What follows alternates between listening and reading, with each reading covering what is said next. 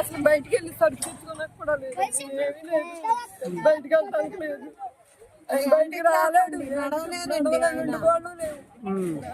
ఎక్కడ 744 ఫుడ్ కూడా ఉండదండి.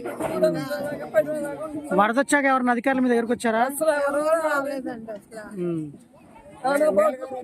ఎమ్మెల్యే గారు వచ్చేసి ఇక్కడ దాకా వచ్చి లైట్లు వేయమన్నారు, ఆ లైట్లు కూడా వేయలేదు, మధ్యలో రాకేశారు. దేవుడు కూడా చూడలేదు. భోజనాలు చేశారా?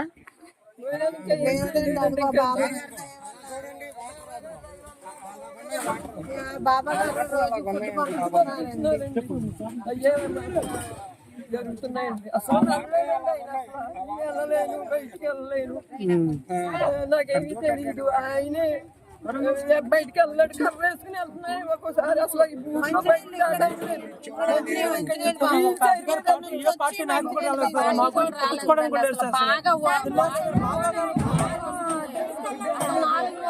ఆయన పెట్టిన ఫుడ్ తిని మేము వస్తాం. 2 పూట్ల మధ్యాహ్నం పొద్దున సాయంత్రం రావడానికి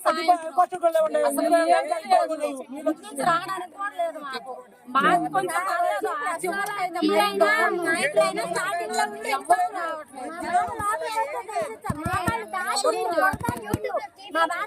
ఇంకా ఉన్నాయమ్మా? ఇంకా ఉన్నాయా వాటర్?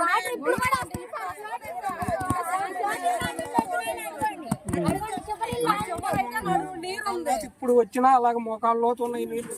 వచ్చి చూస్తే అక్కడికి వచ్చేసి చూస్తే ఇక్కడ నుంచి వెళ్ళిపోతున్నారు, లోనికి రావట్లేదు.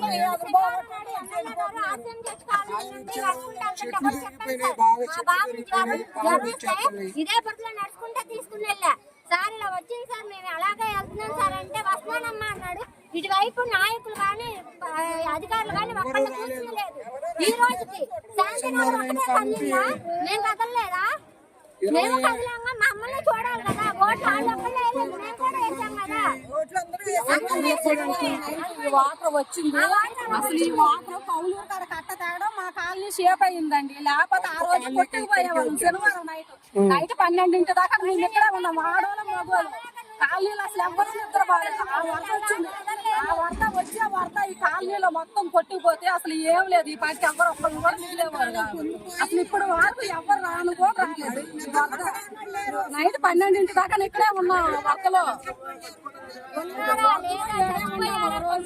మేము చచ్చిపోతే మా సవాల్ చూడడానికి